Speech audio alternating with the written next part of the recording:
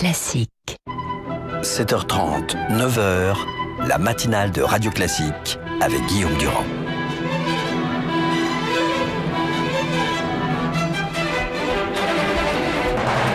L'invité politique sur Radio Classique et LCI.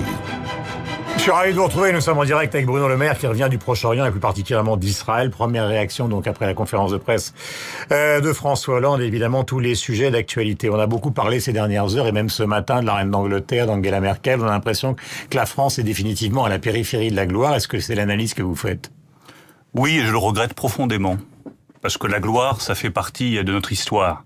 Et ça fait partie de ce que nous sommes comme nation. Vous avez cité Musset, vous avez cité Pinter. Je voudrais citer Stendhal. Le 15 mai 1796, le général Bonaparte fit son entrée dans Milan à la tête de cette jeune armée qui venait de passer le pont de Lodi et d'apprendre au monde qu'après tant de siècles, César et Alexandre avaient un successeur. Alors c'est un roman, c'est le début de la Chartreuse de Parme, c'est l'histoire de Bonaparte. Nous ne sommes plus au temps de Bonaparte. Mais si on pouvait retrouver cet esprit de générosité, cette nation qui est forte, qui a conscience d'être une grande nation, qui peut apporter des choses au monde, face à l'islamisme radical, face à Daesh, face à la crise économique, face à la crise des réfugiés, on a besoin de plus. C'est la responsabilité de François Hollande, cet affaiblissement? Oui, parce que Jean-Pierre Raffarin dit ce matin la faiblesse de François Hollande est l'explication de la possibilité que Marine Le Pen soit au deuxième tour de la présidentielle.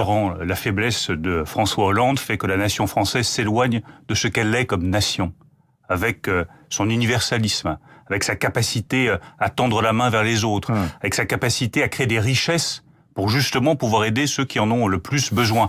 Hollande est l'homme de la faiblesse. Hollande n'a aucune conscience de l'importance des enjeux qui se jouent aujourd'hui. J'ai regardé cette conférence de presse. J'attendais désespérément qu'à un moment donné, ils nous disent « Voilà ma position sur la Syrie. Voilà ma vision du Moyen-Orient. Voilà la réponse que je vais apporter au démantèlement complet du Moyen-Orient. La Syrie a disparu, l'Irak a disparu, les États disparaissent, les nations disparaissent, et à la place, il y a des guerres de religion et des confessions qui s'affrontent. Donc vous diriez que c'est une sorte d'artefact de président de la République. Mais vous l'avez dit vous-même. Enfin, en réponse à ce démantèlement du Moyen-Orient, la réponse de François Hollande, j'envoie des vols de reconnaissance. Ah bah ça va effrayer les islamistes radicaux. Ça va faire trembler Daesh. Aucune vision, aucune conscience. À un moment, ils prendront la décision de bombarder. Ils ne vont pas faire des vols de reconnaissance pour rien. On sait depuis plusieurs années que ces bombardements ne régleront pas le problème de Daesh et ne nous permettront pas de nous débarrasser de l'islamisme radical, qui est une menace directe, pas simplement pour le Proche et le Moyen-Orient dont je reviens, et tous mes interlocuteurs, du Premier ministre israélien au président de l'autorité palestinienne, m'ont dit à quel point ils craignaient la menace de Daesh. J'ai entendu le président Mahmoud Abbas me dire que si on ne faisait rien, demain dans la bande de Gaza, vous auriez des islamistes radicaux nourris par Daesh. J'ai entendu le Premier ministre israélien me dire « Attention, ils sont au Yémen, ils sont en Libye, ils sont au Sinaï, ils sont tout autour de nous. Demain, ils seront chez vous. » Et ils y sont déjà. Mais est-ce qu'ils vous ont dit « Intervenez militairement au sol comme vous le défendez » ? Je garde partie de ces discussions pour moi, si vous le voulez bien. Ce que je sais, c'est une position publique que vous avez prise. La position que j'ai prise depuis plusieurs mois, notamment à la suite d'un déplacement que j'ai fait au Liban où j'ai rencontré des réfugiés syriens. Elle est claire, elle est simple. La France est membre permanent du Conseil de sécurité des Nations Unies. Elle doit obtenir une résolution autorisant le recours à la force. La France est une grande nation. Elle doit convoquer une conférence internationale avec tous les États de la région pour obtenir une coalition internationale. Une coalition internationale avec, par exemple, l'Égypte, avec la Turquie, avec la Jordanie, avec tous les États de la région pour aller frapper au sol Daesh. Et je le redis, dans cette coalition internationale, la France doit prendre sa part. Il ne s'agit pas, comme on a pu le dire, que la France règle toute seule la question de Daesh. Il s'agit simplement que la France prenne ses responsabilités en étant aux côtés de ceux qui iront combattre au sol Daesh. Et enfin, toute dernière chose, parce que c'est essentiel, c'est à la France de prendre l'initiative politique pour définir ensuite ce que pourra être l'organisation en Syrie, ce que pourra être l'organisation du Moyen-Orient demain. Et bien de tout cela, il n'a jamais été question dans la conférence de presse de François Hollande. Il a employé une expression que je voudrais lui renvoyer.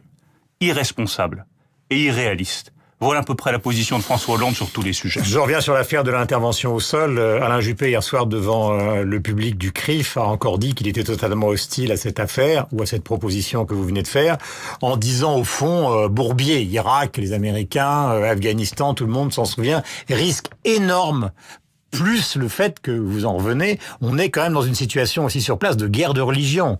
Donc est-ce qu'il n'y a pas un risque colossal d'amener une nouvelle coalition sur place, armée et au sol? Quand le 11 septembre 2001, l'Amérique a été frappée au cœur et qu'il a fallu envoyer des troupes en Afghanistan, c'est pas la France qui avait été frappée, c'est nos amis et alliés américains. Jacques Chirac n'a pas hésité une seconde à envoyer des troupes au sol en Afghanistan. Nous avons perdu des hommes. Je voudrais rendre hommage à tous ces soldats qui ont perdu la vie en Afghanistan. Mais leur vie nous a permis aussi de garantir un minimum de stabilité et, je le rappelle, de nous débarrasser d'Al-Qaïda dans la région. D'accord, mais si je vous ai posé cette question, pardonnez-moi Bruno Le Maire, c'est qu'on a l'impression que la faiblesse que vous décrivez de François Hollande, elle est aussi un petit peu celle des Républicains aujourd'hui, puisque sur ce cas-là, ou sur ce dossier-là, qui est quand même un des dossiers fondamentaux du monde, il n'y a pas d'unité de pensée. Mais je vois d'autres personnalités politiques importantes qui défendent cette ligne-là. Xavier Bertrand, pour l'instant. Qui est celle, je le rappelle, de la responsabilité, parce que c'est la seule manière d'en finir avec la menace islamiste de Daesh. J'entends Xavier Bertrand qui est pour cette solution-là. J'entends Bruno Retailleau qui a lui aussi s'est exprimé dans ce sens. J'entends Jean-François Lamour, député du 15e, qui a fait une très bonne tribune hier exactement dans ce sens. Parce qu'il ne s'agit pas de faire des comparaisons historiques, il s'agit juste de rappeler que la France n'utilise les armes que lorsqu'elle est directement et immédiatement mais vous menacée. Donc qu'il n'y a pas un point de vue qui est celui directement et immédiatement menacé. Je le reconnais, il n'y a pas un point de vue des Républicains. Voilà. Mais mon point de vue est constant. Mais je vous parle vrai, il n'y a pas de point de vue des Républicains. Il y a des débats. Donc là aussi, il n'y a pas de leadership et on peut dire que... J'assume totalement la position qui est la mienne depuis plusieurs mois face à la menace de Daesh. On ne peut pas laisser Daesh prospérer. On ne peut pas laisser la Syrie tomber aux mains d'une organisation islamiste qui, je le rappelle, recrute des hommes en France pour venir nous frapper demain sur notre territoire. Et qu'il a déjà fait. Le sang a déjà coulé. Le sang français a déjà coulé. Eh bien, je crois que ça nous oblige à une riposte qui soit aussi une riposte militaire. Beaucoup d'articles considèrent que, après, disons, ou en tout cas, à cause du fait que vous venez un peu d'une sorte de gaullisme social, vous seriez en train de droitiser votre itinéraire politique avant d'annoncer, tout le monde le sait, c'est une évidence, votre candidature donc aux primaires. Est-ce qu'il y a une droitisation de Bruno Le Maire? C'est un drôle de raisonnement, je trouve, cette idée de droitisation ou de gauchisation.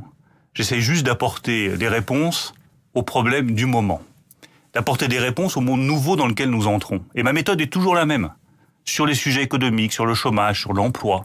Je vais voir des chefs d'entreprise. Je vais rencontrer des chômeurs. Je vais à Pôle emploi. Et je regarde ce qui se passe pour y apporter la réponse la plus crédible possible. Sur la question de Daesh et du Moyen-Orient, je suis allé au Liban, je suis allé en Israël, je suis allé dans les territoires palestiniens, et je continuerai parce que c'est la seule façon de voir quelles sont les bonnes réponses qu'on peut apporter. Donc il n'y a pas de droitisation de Bruno Le Maire, c'est simplement une réponse concrète. Il n'y a aucun calcul politique, il y a la volonté d'apporter des réponses les hommes politiques qui n'ont pas de calcul politique, vous seriez un naïf. Mon calcul, c'est apporter des réponses aux problèmes des Français. C'est le seul calcul que je fais.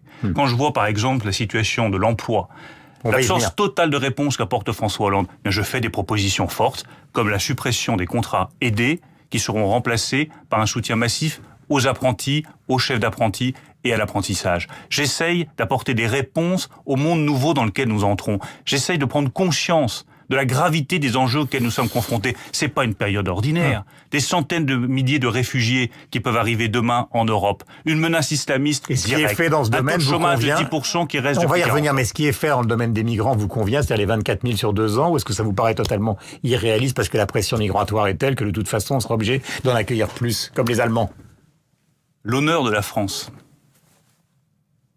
l'histoire de la France, l'histoire de notre République, c'est d'accueillir les réfugiés politiques. Ceux qui sont menacés de mort. Ceux dont on ne veut pas entendre parler du Front National. Dans le pays dans lequel ils se trouvent. Le Front National ne veut pas en entendre parler. C'est dire à quel point le Front National n'est pas un Front National patriote. Il n'est pas un parti non plus. Patriote. Vous avez des maires comme ceux de Roanne, par exemple, qui disent « Nous, on accueillera simplement les chrétiens, les musulmans, on n'en veut pas ». Le patriotisme, Guillaume Durand, auquel je crois tant, c'est la fidélité aux valeurs de la France.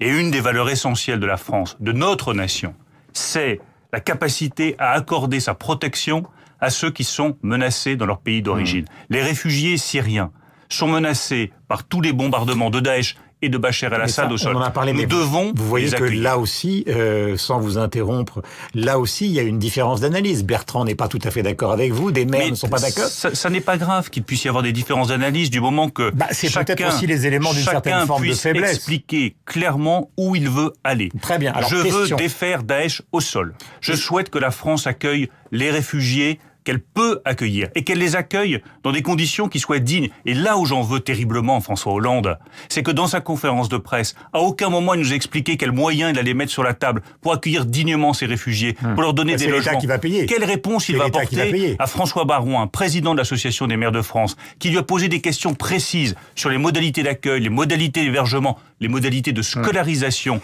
des enfants des réfugiés. J'en veux terriblement à François Hollande de ne pas être capable de réformer le droit d'asile. Parce qu'à partir du moment où nous accueillons des réfugiés et où le droit d'asile, nous allons devoir le donner à ceux qui sont réellement menacés, eh bien je voudrais qu'on soit intraitable avec tous ceux qui abusent de l'asile français et que tous ceux qui abusent de l'asile français soient expulsés du territoire français. Or aujourd'hui, on le sait bien, ceux qui n'ont pas le droit à l'asile restent en France et ne sont jamais expulsés du territoire. Ça n'est pas possible de continuer comme cela. En un mot, Fessenheim, c'est un renoncement ? C'est le énième mensonge de la majorité socialiste et de François Hollande. D'ailleurs, je vais vous dire, Guillaume Durand, il n'y a plus de gouvernement, il n'y a plus de président de la République, il n'y a plus de majorité. Il y a une somme de pantins dont on ne sait pas très bien qui tirent les ficelles, qui disent une chose, son contraire, devant le regard médusé et inquiet des Français. Voilà à quoi se résume la vie politique française de la majorité aujourd'hui. C'est ça qui suscite l'inquiétude. C'est une valse des pantins, c'est ça comme qui disait Martin suscite Scorsese. l'inquiétude, et c'est ça qui fait effectivement monter le Front National. Quand il n'y a pas de chef, il y a du Front National. Quand il n'y a pas de vision, il y a du Front National. Quand il n'y a pas d'autorité, et c'est le cas de François Hollande, il y a du Front National. Fessenheim est l'énième épisode de cette majorité qui tombe toujours plus bas et qui fait tomber toujours plus bas la France. À vous entendre, vous irez forcément à cette primaire, vous ne voulez pas l'annoncer pour l'instant, mais l'envie est là. L'envie d'apporter quelque chose à mon pays, elle a toujours été là. Donc vous irez aux primaires. Et elle grandit. Donc vous irez aux primaires. Et elle grandit. Vous le verrez le moment venu. Pour le moment, je trace ma route en prenant Stendhal comme guide, c'est pas mal.